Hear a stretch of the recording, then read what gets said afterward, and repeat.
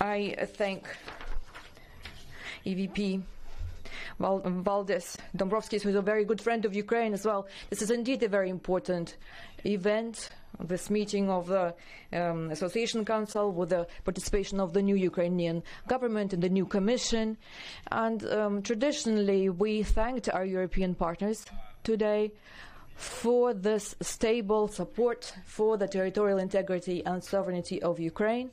We have been discussing the necessity to further implementation of measures for the restoration of territorial integrity of Ukraine.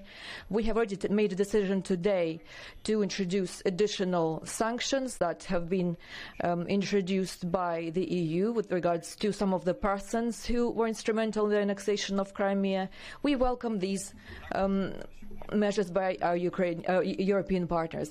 Also, we discussed an ambitious plan of reforms that have been presented by our government, and it has been launched in Ukraine. It is based on the idea of our choice of our Ukrainian nation to integrate in the European community, and that is why we assured our partners that Ukraine's European choice is undoubtable, and we will continue to move in the same direction. Over the last 4 months, my country has done a lot to approximate to the standards, the rules and procedures, to the best practices of existing in Europe.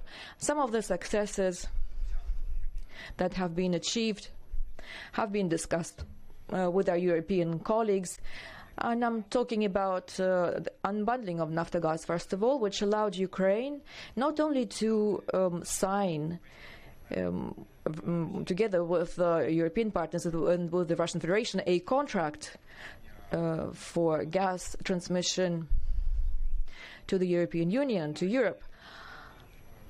And it allowed, in essence, to integrate the European, or rather the Ukrainian market of gas. And now we can say that in the sense of the gas market, Ukraine has been integrated to the European market.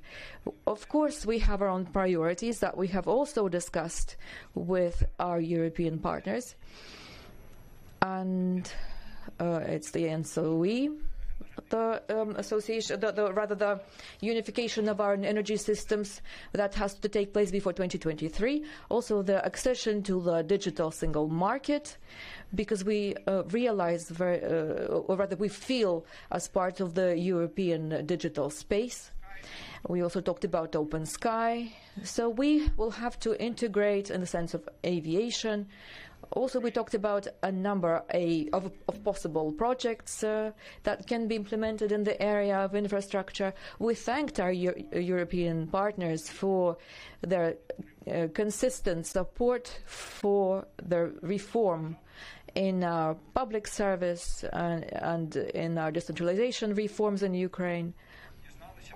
We also learned that the European Union has confirmed, in essence, that Ukraine has met all of the necessary conditions to receive the next installment of the macro-financial assistance to the tune of 500 million euros, which will also contribute to economic stability in Ukraine. And very soon we will begin to work with the Association Council, where we will have to discuss a number of possible priorities that will become the basis for our consistent cooperation for next several years. Of course, Ukraine is interested in economic growth, and for this we need to deepen our economic ties, trade ties, and this is why we agreed to speed up the so-called industrial visa-free regime.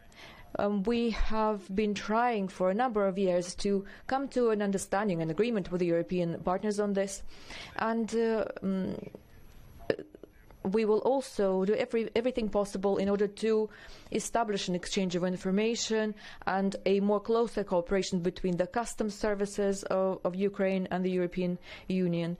And we also hope that, based on European values that we all share, such as democracy and a joint willingness to grow, we will plan our work for the next few years. All the details, of course, will be discussed at the expert level, inter alia. This is exactly what we will be doing in the next couple of years. I thank everyone here, and I'm happy to answer any questions. Should there be any? Please. Thank you so much. A very good evening.